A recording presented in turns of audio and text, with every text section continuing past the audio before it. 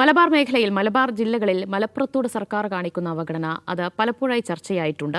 അത് എല്ലാ വർഷവും ഈ അഡ്മിഷൻ സമയത്ത് ഈ +1 പ്രവേശനം നടക്കുന്ന സമയത്ത് +1 സീറ്റ് പ്രതിസന്ധിയെക്കുറിച്ച് നമ്മൾ സംസാരിക്കാറുണ്ട്. മലപ്പുറത്തെ വിദ്യാർത്ഥികൾ നേരിടുന്ന വലിയ രീതിയിലുള്ള അവഗണന ഇപ്പോഴുണ്ടാകുന്നത് ആരോഗ്യവകുപ്പിന്റെ ഭാഗത്തു നിന്നാണ്. സംസ്ഥാനത്തുടനീളം ആരോഗ്യവകുപ്പ് 202 ഡോക്ടർമാരുടെ തസ്തികകൾ ഉണ്ടാക്കിയിട്ടുണ്ട്. പക്ഷേ അതിൽ മലപ്പുറത്തിന് അനുവദിച്ചു കിട്ടിയിട്ടുള്ളത് വെറും 4 മാത്രമാണ്.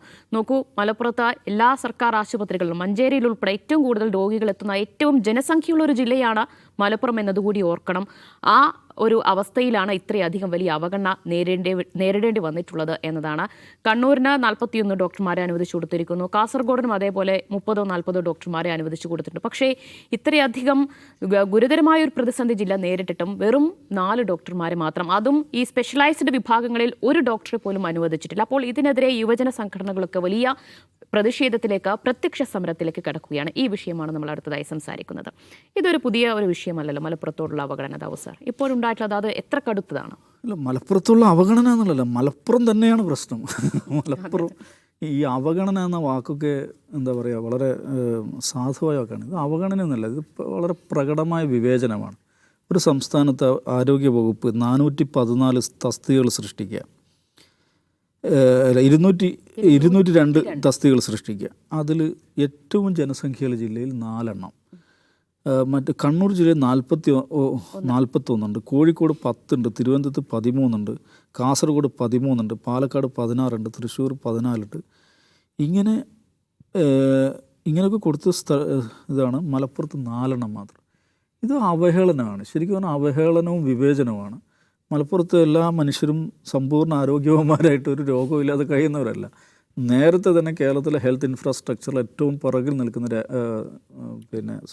ജില്ലയാണ് മലപ്പുറം. അതിന് സാധാരണ പരിഗണിക്കുന്ന ഒരു കണക്കെന്ന് വെച്ചാൽ പീപ്പിൾ ടു ബെഡ് റേഷ്യോ ആണ്. പീപ്പിൾ ടു ബെഡ് റേഷ്യോ എടുത്തു കഴിഞ്ഞാൽ കേരളത്തിൽ 14ാം സ്ഥാനത്ത് നിൽക്കുന്ന ജില്ലയാണ് മലപ്പുറം. ആ നിലയിലുള്ള ഒരു ജില്ലയിലാണ് വീണ്ടും ഇങ്ങനെ ചെയ്തിരിക്കുന്നത്. അതെന്തുകൊണ്ടാണെന്ന് ചോദിച്ചാൽ, ഈ സാധാരണ മലപ്പുറത്തെക്കുറിച്ച് പറയുമ്പോൾ ഇപ്പോൾ കഴിഞ്ഞ കുറച്ച് ദിവസങ്ങളിൽ കേരളത്തിലെ പ്രധാനപ്പെട്ട വിവാദമാണ് മലപ്പുറത്ത് ശ്വാസം മുട്ടുന്നു, മലപ്പുറത്ത് ഈഴവർക്ക് ജീവിക്കാൻ പറ്റുന്നില്ല എന്ന വെള്ളാപ്പള്ളിയുടെ പ്രസ്ഥാനങ്ങൾ. അപ്പോൾ അതിന് അദ്ദേഹം പറഞ്ഞ ന്യായം എന്താണ്? മലപ്പുറത്ത് സ്കൂളുകളില്ല, ഈഴവർക്ക് സ്കൂളുകളില്ല എന്ന്. അത് വസ്തുതാപരമായി നുണയാണ്. ഈഴവർ എന്ന് പറഞ്ഞാൽ SNDPക്ക് ഉണ്ടാവില്ല, പക്ഷേ മലബാറിൽ ഈഴവർ തീയ എന്ന് പറഞ്ഞിട്ടാണ് അറിയപ്പെടുന്നത്. തീയ വിഭാഗത്തിൻ്റെ മാനേജ്മെൻറ്റുള്ള ഡസൻ കണക്കിന് സ്കൂളുകൾ മലപ്പുറം ജില്ലയിലുണ്ട്. അതൊരു വസ്തുതയോടെ നിൽക്കുന്നുണ്ട്. ഇനി SNDPക്ക് സ്കൂളില്ലെങ്കിൽ തന്നെ അതിന് മലപ്പുറത്തുകാരല്ല ഉത്തരവാദികൾ. അതിൻ്റെ ഒന്നാമത്തെ ഉത്തരവാദി SNDPയും രണ്ടാമത്തെ ഉത്തരവാദി സംസ്ഥാന സർക്കാരുമാണ്. പക്ഷേ അതൊക്കെ മലപ്പുറത്തുകാരുടെ കുറ്റമാണ്. മലപ്പുറത്ത്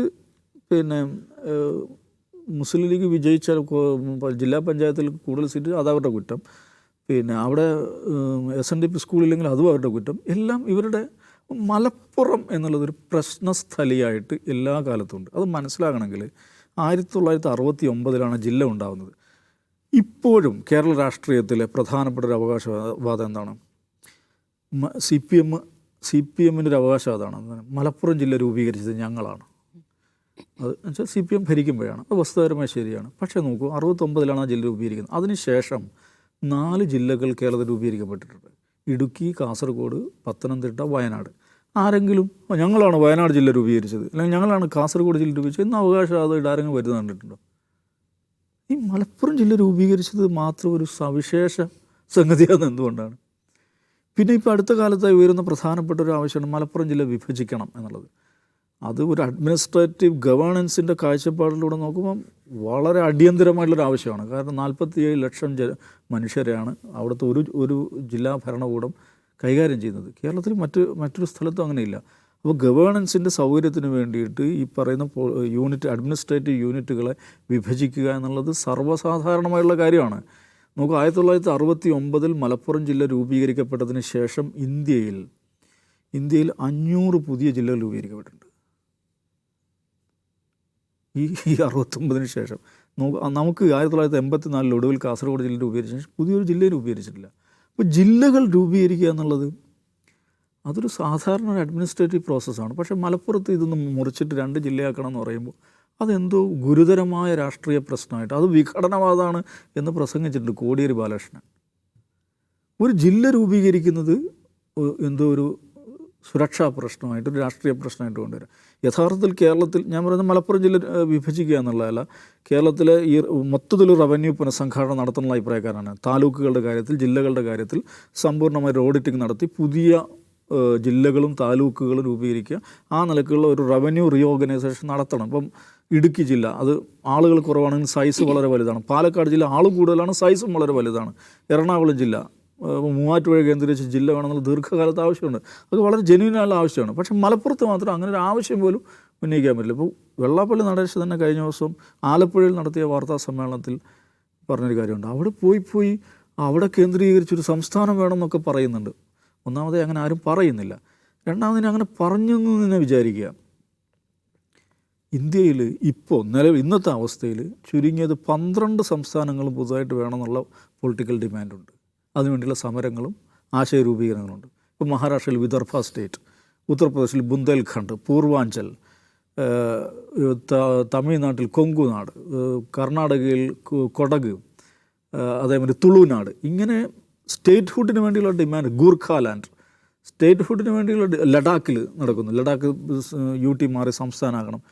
ഇങ്ങനെ സംസ്ഥാന പദവിക്ക് വേണ്ടിയുള്ള സമരങ്ങളും ആശയരൂപീകരണങ്ങളും ഇന്ത്യയിൽ എല്ലാ കാലത്തും എല്ലാ സ്ഥലങ്ങളും ഉണ്ടായിട്ടുണ്ട്. പക്ഷേ ഇവിടെ അങ്ങനെ ഉണ്ടായിട്ടില്ല. അങ്ങനെ ഉണ്ടാകുമോ എന്ന് സംശയിച്ച് അതും എന്താണ് അതൊരു പ്രശ്നമാക്കുക എന്ന് പറഞ്ഞാൽ മലപ്പുറവുമായി ബന്ധപ്പെട്ട എന്ത് കാര്യവും അതൊരു ഒരു പ്രോബ്ലം സെൻട്രൽ അതിൻ്റെ കോർ എന്താണെന്ന് വെച്ചാൽ അതൊരു കുഴപ്പം പിടിച്ചൊരു സംഗതിയാണ് എന്ന് വരുത്തുക. ഇപ്പോൾ ഇവിടെ തന്നെ ഇപ്പോൾ 4 തസ്തികകൾ അനുവദിക്കുന്നു. സംസ്ഥാനത്ത് എത്രയാണ് മൊത്തം? 202 തസ്തികകൾ അനുവദിക്കുന്നു. ഈ ജില്ലയിൽ 4 എണ്ണം. അപ്പോൾ അതിനെ സംബന്ധിച്ച് സ്വാഭാവികമായിട്ടും അവിടെയുള്ള പ്രവർത്തിക്കുന്ന രാഷ്ട്രീയ പാർട്ടികൾ, അവർ ഉത്തരവാദിത്വ ബോധമുള്ള രാഷ്ട്രീയ പാർട്ടികളാണെങ്കിൽ അവർ സമരമായിട്ട് ഇറങ്ങേണ്ടി വരും. അപ്പോൾ സർക്കാരിന് തിരുത്തേണ്ടി വരും. അപ്പോൾ എന്താണ്, അവന്മാർ എല്ലാം സമ്മർദ്ദം ചെലുത്തി മേടിക്കുകയാണ് എന്നൊരു പ്രചാരണം സൃഷ്ടിക്കുക.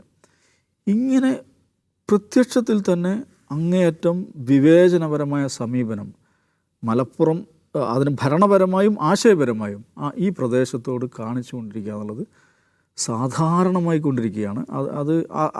അത് ഉന്നയിക്കുന്നവർ വിഘടനവാദികൾ, ഉന്നയിക്കുന്നവർ പ്രാദേശികവാദികളും തീവ്രവാദികളും മതമൗലികവാദികളും ഒക്കെ ആകുക എന്നുള്ളതാണ് സംഭവിക്കുന്നത്. മലപ്പുറത്തിൻ്റെ പ്രത്യേകത എന്ന് വെച്ചാൽ നമ്മൾ മുമ്പ് ഡിസ്കസ് ചെയ്യാൻ കഴിഞ്ഞ കോവിഡ് കാലത്ത് മലപ്പുറത്തിൻ്റെ വികസന മോഡൽ എന്ന് പറയുന്നത് നാട്ടുകാർ പിരിവെടുത്തിട്ട് സർക്കാരിൻ്റെ പദ്ധതികൾ നടപ്പിലാക്കുക എന്നുള്ളതാണ്. കഴിഞ്ഞ കോവിഡ് കാലത്താണ് ഇതേ ആരോഗ്യ മേഖലയിൽ കോവിഡ് ആശുപത്രിയിൽ വേണ്ടത്ര ഉപകരണങ്ങളില്ലെന്ന് കണ്ടപ്പോൾ 200 ചില്ലാൻ കോടി രൂപയുടെ ഉപകരണങ്ങളുടെ ലിസ്റ്റ് ഉണ്ടാക്കിയിട്ട് അവിടുത്തെ ജില്ലാ കളക്ടർ അയച്ചു കൊടുത്തത് എങ്ങോട്ടാണെന്ന് അറിയാമത്? തിരുവനന്തപുരത്തേക്കല്ല അയച്ചത്, പാണക്കാട്ടേക്കാണ് അയച്ചത്. എന്താണ്, പിരിവ് നടത്തിയത് മേടിക്കണം. ഇതാണ് മലപ്പുറത്തെ വികസന മോഡൽ എന്ന് പറയുന്നത്. 2-3 മാസം മുമ്പാണ് മാറഞ്ചേരിയിലെ സ്കൂളിൽ കെട്ടിടം പണിയാൻ വേണ്ടി പിള്ളേർ കൊണ്ട് പിരിവ് നടത്തിച്ചത്, സ്ഥലം മേടിക്കാൻ വേണ്ടിയിട്ട്. ഇങ്ങനെയൊക്കെയുള്ള വിചിത്രമായ വികസന മോഡൽ അത് മലപ്പുറത്ത് മാത്രമല്ല മലബാറിലെങ്ങും ഉള്ളതാണ്. പക്ഷെ ഗവൺമെൻറ് എന്ത് ചെയ്യുമെന്ന് വെച്ചാൽ നേരെ തിരിച്ചാണ്. ജനങ്ങൾ പിരിവെടുത്ത് സ്ഥലം മേടിച്ച് ഗവൺമെൻറ് കോളേജിന് കെട്ടിടം ഉണ്ടാക്കുക എന്നുള്ളത്. ഇപ്പോൾ അവിടുത്തെ അധ്യാപക നിയമനവും ഇങ്ങനെയൊക്കെ തന്നെയായിരിക്കും. അത് തന്നെയാണ് ആരോഗ്യ മേഖലയിൽ സംഭവിക്കുന്നത്. അങ്ങേയറ്റം വിചിത്രമായ ഒരു കാര്യമാണ്, അപമാനകരമായിട്ടുള്ള വിവേചനമാണ്. പക്ഷേ ഇത് അതിനെ ശരിയായ രൂപത്തിൽ അഡ്രസ്സ് ചെയ്യുന്നതിൽ അവിടെ പ്രവർത്തിക്കുന്ന രാഷ്ട്രീയ പാർട്ടികൾ പോലും പരാജയമാണെന്നാണ് ഞാൻ പറയുന്നത്. ദാവൂദ്, ഇടതുമുന്നണി സർക്കാർ കരുതിക്കൂട്ടി ചെയ്യുന്നതാണെന്ന് തന്നെയാണ്. ഇടതുമുന്നണി സർക്കാരെന്ന് മാത്രം പറയാൻ കഴിയില്ല. ഇപ്പോൾ +2ൻ്റെ കാര്യം മാത്രം എടുത്ത് നോക്കിയാൽ കേരളത്തിൽ മാറി വന്ന സർക്കാരുകൾക്ക് പരിഹരിക്കാൻ കഴിയുമായിരുന്ന പ്രശ്നം അവർ പരിഹരിച്ചിട്ടില്ലല്ലോ. പൊതുവേ മലബാറിനോടുള്ള വിവേചനം എന്ന് പറയുന്നത് കേരളത്തിൽ എത്രയോ കാലമായി നാം കേട്ടുകൊണ്ടിരിക്കുന്നതാണ്. കാസർഗോഡിൻ്റെ കാര്യം എടുത്ത് നോക്ക്, അത് കേരളത്തിൻ്റെ ഭാഗം പോലും അല്ല എന്ന മട്ടിലാണ് ആ ജില്ല പലപ്പോഴും നമ്മൾ പലയിടത്തും പല മേഖലകളിലും കാണപ്പെടുന്നത്. അപ്പോൾ മലബാറിൻ്റെ കാര്യത്തിൽ തുല്യമായ ഒരു പരിഗണന നൽകുകയും വികസനത്തിൻ്റെ വിഹിതം നൽകുകയും ചെയ്യണമെന്ന കാഴ്ചപ്പാട് പൊതുവിൽ എല്ലാ സംസ്ഥാന സർക്കാരുകൾക്കും ഉണ്ടായിട്ടില്ല. ഇടതുപക്ഷ സർക്കാർ ഇപ്പോൾ ഭരിക്കുന്നു, അവരോട് നമുക്ക് കുറേ കാര്യങ്ങൾ ചോദിക്കണം. അപ്പോൾ എനിക്ക് തോന്നുന്ന ഒരു പോയിന്റ്, ഇപ്പം മലപ്പുറം ജില്ലയുടെ കാര്യം എടുത്താൽ മലപ്പുറം ജില്ലയിൽ സവിശേഷമായി പ്രവർത്തിക്കുന്ന അവിടുത്തെ ഏറ്റവും കൂടുതൽ ഗ്രൗണ്ട് ഗ്രിപ്പുള്ള പാർട്ടികൾ അവിടെയുണ്ട്, പ്രത്യേകിച്ച് മുസ്ലിം ലീഗിനെ പോലുള്ള പാർട്ടികൾ. എന്തുകൊണ്ടാണ് ആ വിവേചനത്തിനും ഞങ്ങൾക്ക് കിട്ടാത്ത ന്യായമായ അവകാശങ്ങളുടെയും പേരിൽ ആ പാർട്ടി തെരുവിലിറങ്ങാത്തതെന്ന ചോദ്യം അവിടെ ഉണ്ടല്ലോ. അപ്പോൾ ഈ ജില്ല ആളുകൾ ഇവിടെ കൂടുതലാണ്, ഞങ്ങൾക്ക് ഈ സംഗതികളുടെ വിതരണം എന്ന് പറയുന്ന സംഗതി പ്രോപ്പറായിട്ട് നടക്കുന്നില്ല, അതുകൊണ്ട് ഈ ജില്ല വിഭജിക്കണം എന്ന ആവശ്യത്തിന് എന്താ പ്രശ്നം?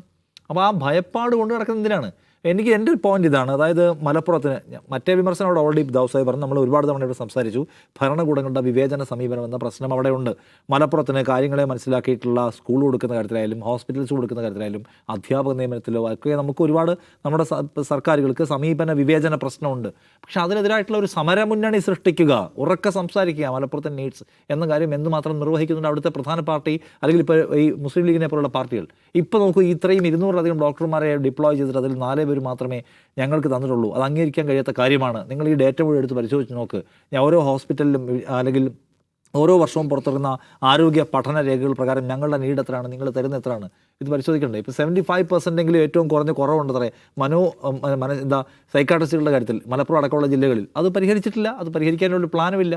അപ്പോൾ അതെന്തുകൊണ്ട് ഒരു പ്രധാനപ്പെട്ട വിഷയമാക്കി ഉയർത്തിക്കൊണ്ട് വരികയും സർക്കാരിന് മേൽ സമ്മർദ്ദം ചെലുത്തുകയും ചെയ്യുന്നില്ല? തങ്ങളുടെ അവകാശങ്ങൾക്ക് വേണ്ടി സംസാരിക്കുന്നത് വിഘടനവാദമാകുമെന്ന് സംസാരിക്കുന്ന ആളുകൾ തന്നെ ഭയപ്പെട്ടു തുടങ്ങിയാൽ പിന്നെ എല്ലാം എളുപ്പമാണ്. ഞാൻ എൻ്റെ കാര്യം പറയാൻ ഭയപ്പെടുന്നു. ഞാൻ എൻ്റെ പേരും എൻ്റെ അഡ്രസ്സും ഒക്കെ വെച്ച് എൻ്റെ ഒരു ന്യായമായ ആവശ്യം ഉന്നയിച്ചാൽ അതിൻ്റെ ജെനുവിനിറ്റി സംശയിക്കപ്പെടുമോ എന്ന് എനിക്ക് തോന്നിയാൽ അപ്പുറത്ത് നിൽക്കുന്ന ആൾ വിജയിച്ചു. ഇവൻ മിണ്ടില്ല എന്ന കോൺഫിഡൻസ് ആണല്ലോ അത്. ആ കോൺഫിഡൻസിനെയാണ് പൊളിക്കേണ്ടത്. ഞങ്ങളുടെ അവകാശത്തെക്കുറിച്ച് ഞങ്ങൾ സംസാരിക്കും, ഞങ്ങൾ ചോദിച്ചു വാങ്ങിക്കും, ഞങ്ങളതിൻ്റെ കണക്ക് പറയും എന്ന് പറഞ്ഞ് കുറച്ചുകൂടെ ക്രിയേറ്റീവ് പൊളിറ്റിക്സ് എടുക്കാനും, സമരം വേണമെങ്കിൽ സമരം, വർത്തമാനം പറയാനെങ്കിൽ വർത്തമാനം എന്നതിലേക്ക് അവിടുത്തെ ജനങ്ങളെ റെപ്രസെൻറ്റ് ചെയ്യുന്ന മേജർ പാർട്ടി, ഇപ്പോൾ നോക്കൂ മുസ്ലിം ലീഗ് അവിടെ ജില്ലാ പഞ്ചായത്തിൽ എതിരാളിയില്ലാതെ ജയിച്ച പാർട്ടിയാണ്. ആ പാർട്ടിക്ക് ആ ജില്ലയുടെ ആവശ്യങ്ങളെ പിടിച്ചു വാങ്ങിയെടുക്കാനുള്ള ബാധ്യതയുണ്ട്. അതിനകത്ത് കുറച്ചുകൂടി കൃത്യമായിട്ടുള്ളതും മൂർച്ചയുള്ളതുമായ രാഷ്ട്രീയം സംസാരിക്കാൻ അവിടുത്തെ ജനങ്ങളും പാർട്ടികളും തയ്യാറാവുക വേണമെന്നുകൂടിയാണ് അതിൻ്റെ വേറൊരു ഭാഗം എനിക്ക് പറയാനുള്ളത്. യെസ്, അതാണ് ഈ അവഗണന. അത് പുതിയതല്ല, കാലങ്ങളായി തുടരുന്നതാണ്. പക്ഷേ ഇത്രയധികം അവഗണന ഉണ്ടായിട്ടും ഒരു ശക്തമായ പ്രതിഷേധം എന്തുകൊണ്ട് ഉയരുന്നില്ല എന്ന ചോദ്യം കൂടിയുണ്ട്.